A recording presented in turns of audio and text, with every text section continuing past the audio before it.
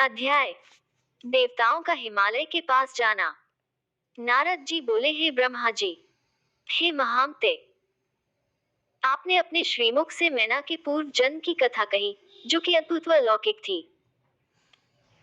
अब आप मुझे यह बताएं कि पार्वती जी मैना से कैसे उत्पन्न हुई और उन्होंने त्रिलोकीनाथ भगवान शिव को किस प्रकार पति रूप में प्राप्त किया। ब्रह्मा जी बोले, हे नारद, मैना और हिमवान के विवाह पर बहुत उत्सव मनाया गया। विवाह के पश्चात वे दोनों अपने घर पहुंचे। तब हिमालय और मैना सुखपूर्वक अपने घर में निवास करने लगे। तब श्रीहरि अन्य देवताओं को अपने साथ लेकर हिमालय के पास गए। सब देवताओं को अपने राज दरबार में आया देखकर हिमालय बहुत प्रसन्न हुए। उन्होंने सभी देवताओं को प्रणाम कर उनकी स्तुति की। वे भक्तिभाव से उनका आदर सत्कार करने लगे। वे देवताओं की सेवा करके अपने को धन्य मान रहे थे। मुने हिमालय दोनों हाथ जोड़कर उनके सामने खड़े हो गए और बोले, भगवान, आप सबको एक साथ अपने घर आया देखकर मैं प्रसन्न हूँ। सच कहूँ तो आज मेरा जीवन सफल हो गया है। आज मैं धन्य हो गया हूँ। मेरा राज्य और मेरा पूरा कुल आपके दर्शन मात्र से ही धन्य हो गया। आज मेरा तप, ज्ञान और सभी कार्य सफल हो गए हैं।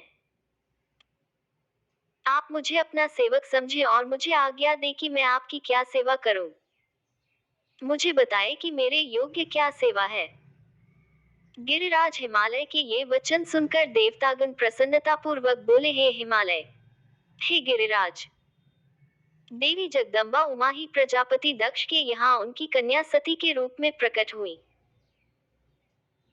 घोर तपस्या करने के बाद उन्होंने शिव जी को पति रूप में प्राप्त किया, परंतु अपने पिता दक्ष के यज्ञ में वे अपने पति का अपमान सह न सकी और उन्होंने योगाग्नि में अपना शरीर भस्म कर दिया।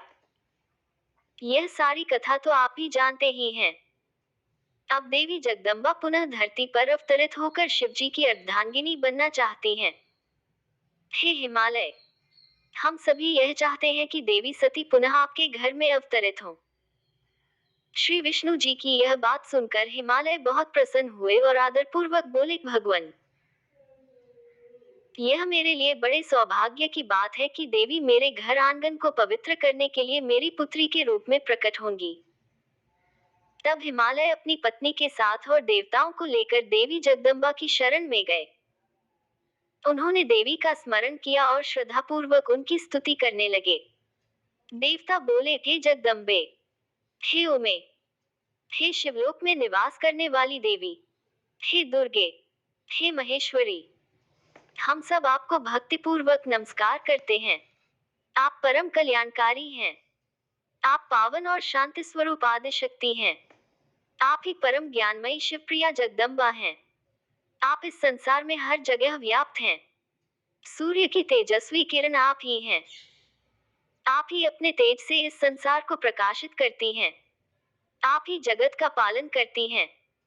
आप ही गायत्री, सावित्री और सरस्वती हैं। आप धर्म स्वरूपा और वेदों की ज्ञाता हैं। आप ही प्यास और आप ही तृप्ति हैं। आपकी पुण्य भक्ति भक्तों को निर्मल आनंद प्रदान करती है।